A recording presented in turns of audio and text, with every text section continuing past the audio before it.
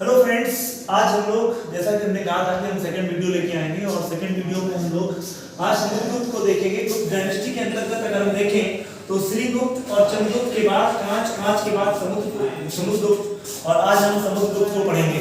अगर हम समुद्रगुप्त की बात करें तो समुद्रगुप्त में हम लोग देखेंगे समुद्रगुप्त का जो टाइम पीरियड है वो क्या है, वो है आपका 335 यानी 335 एडी से लेकर के 375 एडी के बीच में ये टाइम पीरियड रहेगा समुद्रगुप्त का।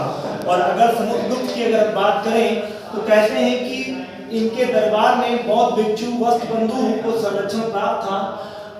समुद्रगुप्त को ढेर सारे टाइटल्स मिले हैं और इनके टाइटल्स एग्जाम में पूछे जाते हैं।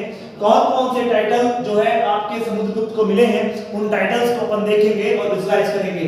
टाइटल्स की बात करें, उपाधियों की बात करें तो समुद्रगुप्त को एक उपाधि दी जाती है, भारत का नेपोलियन कहा जाता है। भारत का नेपोलियन बोनापार्ट कहा जाता है समुद्रगुप्त को। देखिए इसको कहने वाला कौन है और अपनी किस पुस्तक में वो भारत का नेपोलियन बताता है समुद्रगुप्त को।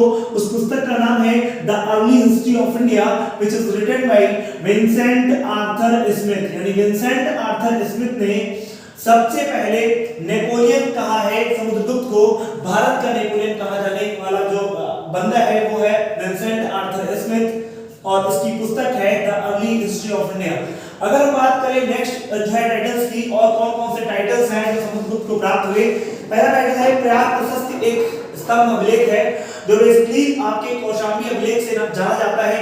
कौशाम्बी अभिलेख या प्रयाग प्रशस्ति जो अभिलेख है उसमें इसको धरणी बंध कहा गया है। इसमें इसको पृथ्व्याम अति प्रतिरथ कहा गया है। इसी में इसको पृथ्व्याम प्रथम वीरा के नाम से जाना गया है या पृथ्व्याम प्रथम वीर के नाम से जाना गया है। प्राचीन धर्म बंधु के नाम से इसको जाना जाता है। प्राचीन धर्म बंधु यानी प्राचीन धर्मों का क्या करने वाला, सर इसको कहेंगे बंधु यानी उनको समान भाव से देखने वाला प्राचीन धर्म बंधु के नाम से जाना जाएगा। तो समुद्रगुप्त की अगर हम बात करें तो समुद्रगुप्त बेसिकली जो है कविराज के नाम से जाना गया है क्योंकि इसको वीणा बजाने का बहुत शौक था। और अभी हम आगे देखेंगे कि वीणा के साथ ये वीणा जो है आपकी मुद्रा यानी ये जो है सिक्का जो है चालू करेगा यानी वीणा बना हुआ सिक्का लॉन्च करेगा और इसके साथ साथ ये जो है वीणा सिक्का को जो है लॉन्च करेंगे वीणा बजाते हुए। इसमें खुद जो है आपको समुद्रगुप्त देखने को मिलेगा।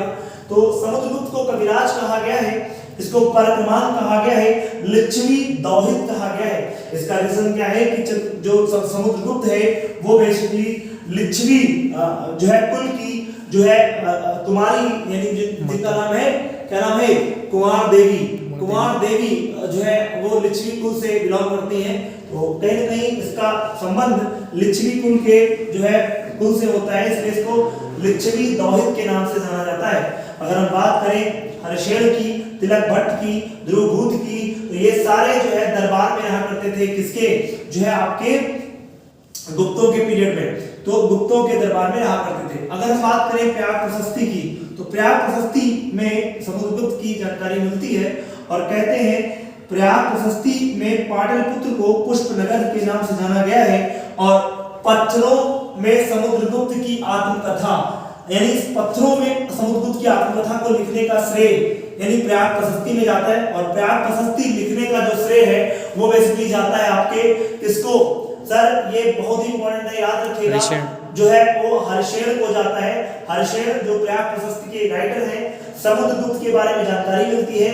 यह एक स्तंभ लेख है जिसमें ब्राह्मी लिपि का प्रयोग किया गया है और इसी में संस्कृत भाषा का प्रयोग किया गया है। शैली इसकी चंपू शैली है यानी गद्य और पद्य दोनों में लिखा गया है।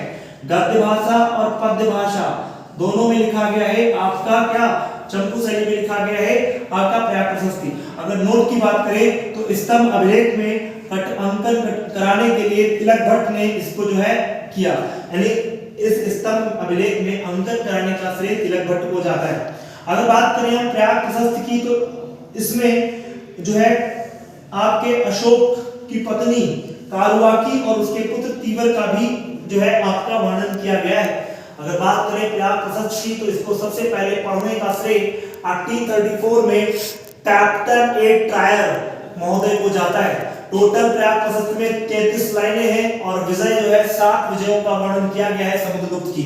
अगर बात करें अकबर के काल की, तो अकबर के काल में जहांगीर ने कौशांबी स्तंभ अभिलेख को इलाहाबाद ले आया था और इसी को उसने प्रयाग प्रशस्ति यानी प्रयाग प्रशस्ति की रचना की है। और अकबर बीरबल जहांगीर का वर्णन भी प्रयाग प्रशस्ति में मिलता है, क्योंकि इसको कौशांबी से उठा करके लाने का जो श्रेय है वो जाता है किसको, जहांगीर को, और इसलिए इस अभिलेख में अकबर बीरबल और जहांगीर का वर्णन मिलता है। अगर बात करें हम जहांगीर के कहने पर अब्दुल्ला मुस्लिम कलाम ने इस अभिलेख को फारसी भाषा में अनुदित किया। तो क्वेश्चन बन सकता है कि किसके कहने पर किसने इसको फारसी भाषा में, चूंकि मुगलों की जो क्वार्टिक लैंग्वेज थी वो क्या थी, फारसी थी, इसलिए हम यहाँ पर चीजों को देखते हैं। तो आई होप आपको पूरा जो है पैसेज समझ में आया होगा। और समुद्रगुप्त की अब हम नेक्स्ट वीडियो में विजय देखेंगे, कौन कौन से काउंटर या विक्ट्री करी किन किन रीजन पे, तो हम उसको डिस्कस करेंगे। आई होप आपको चीजें समझ में आई होंगी।